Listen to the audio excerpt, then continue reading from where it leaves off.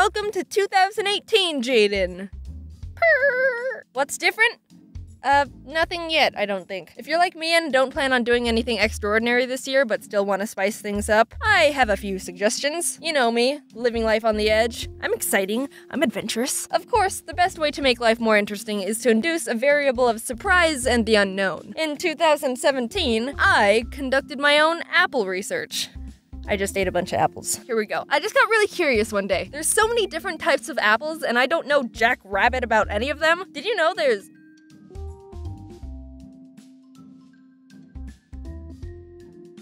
What the shit?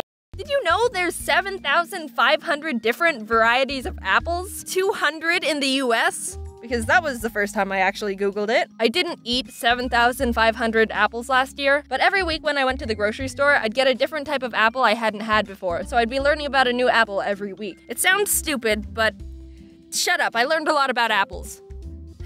You're such a vegan. So growing up, Mom always got us either Fuji or Gala apples, which are some of the most common apples in the US. This is all just my own opinion and research, by the way. If you have a different opinion, good for you. Gala is pretty much the standard average apple. Nothing bad, but nothing fantastic. Fuji are a bit brighter in flavor and crisper, but they're both good standard apples to make a constant variable.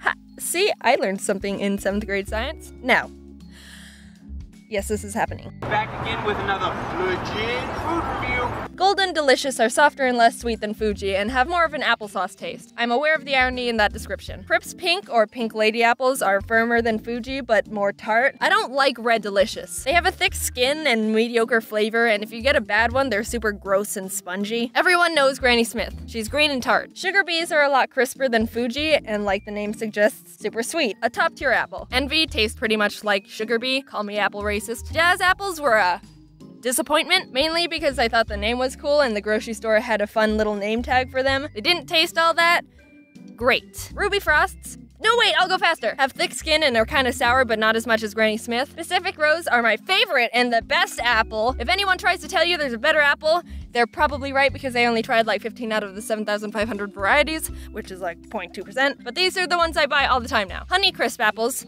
are crisp.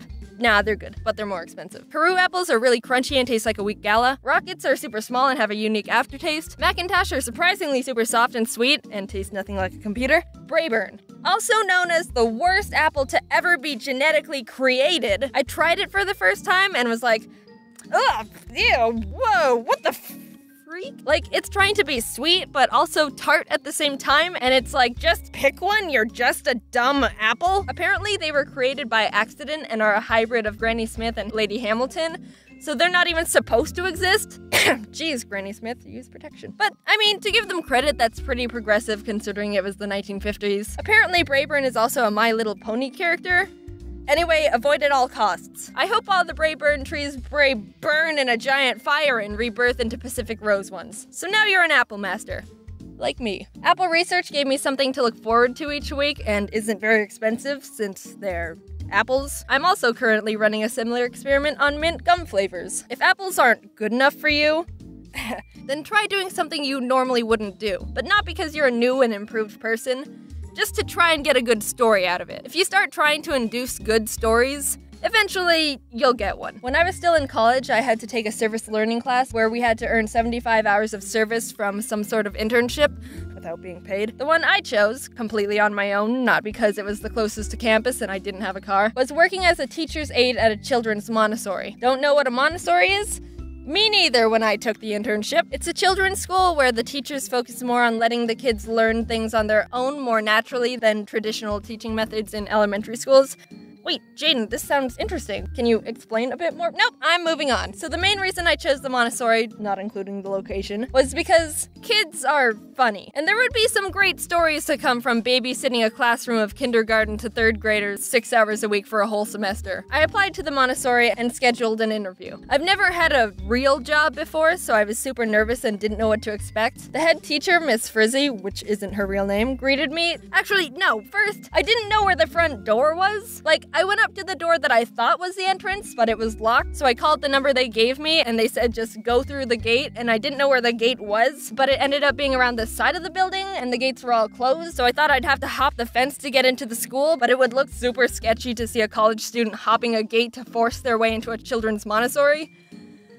But I figured it out. So I met Miss Frizzy, but not in our own room. It was in the middle of the kids' class time when they were all running around with books and puzzles. She was like, "Hey there, nice to meet ya," and pulled out a kid's chair because they didn't have anything else. I sat down and my knees crunched up to my chin. It was a lot more casual than I thought it was gonna be, and probably should have been. There was one part where she was like, "Do you have first aid training? You legally need to have that if you want to work with children." And I will not confirm nor deny the possible first aid training in question, but yeah, we might have brushed over that one. Anyway, I got the internship, arrived the first day, and no one told me what to do. I was like, "Hi, how can I help? And also, how does everything work? Because I know nothing."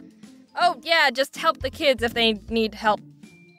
Oh, okay then. For the majority of the internship, I was stressed out and anxious because for 3 hours every time I went in, I felt like I had no purpose except walk around and smile at kids. Occasionally, I'd help one find a puzzle piece, but those were the exciting days. Also, 2 kids didn't even speak English. Like, what am I supposed to do when a kid's crying? I ask what's wrong, and I get, "私の恐竜に噛まれて痛いよ。ほら、血が出てる。てか、どうして私の言ってることわかんないのよ。日本人でしょ?"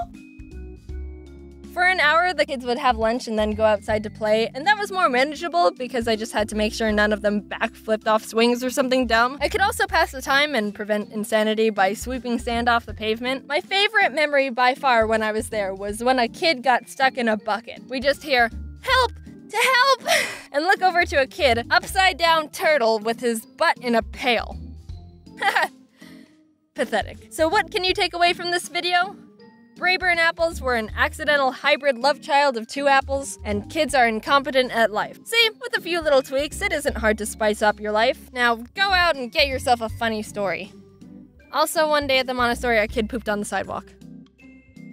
Happy practically end of January. Sorry I haven't been able to get more videos out lately. Life hits you hard, bro. I'd like to thank Dave from Boy in a Band's sister, Hannah, for the little Japanese boy's voice. That was actual Japanese. She taught herself Japanese in her free time. She told me the translation, and I'm not gonna tell you.